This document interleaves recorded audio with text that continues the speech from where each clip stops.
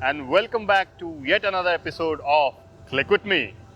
Yes, the storm which you saw was yesterday, but today it seems fine. The weather is good and all is good.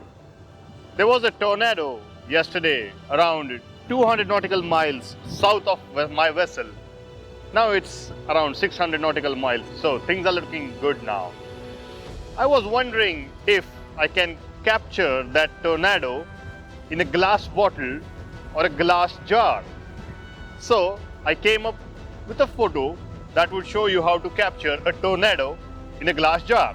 So let's click with me.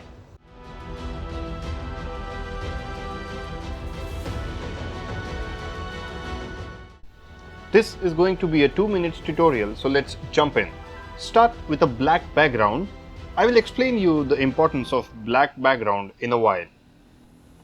Next, you need a heighted sturdy surface to put your glass jar on. Get some extra height to separate your glass jar from the base table and cover it with a black cloth. Place the glass jar on top of it. Fill the glass jar with water just more than the halfway mark. Get a portable milk frother. If you wish to buy it, I am giving you the link in the description.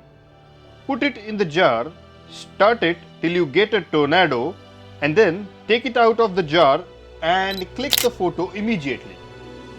Now open this photo in Photoshop, or if you want to edit it on a mobile, you can use PicsArt. Now select a soft round brush. Set the hardness of the brush to 10%, opacity to 75 and flow to 100.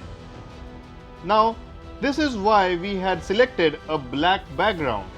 Set the foreground color to black. Simply brush over the area other than that of the tornado so that it will clear off all the water bubbles and water impurities.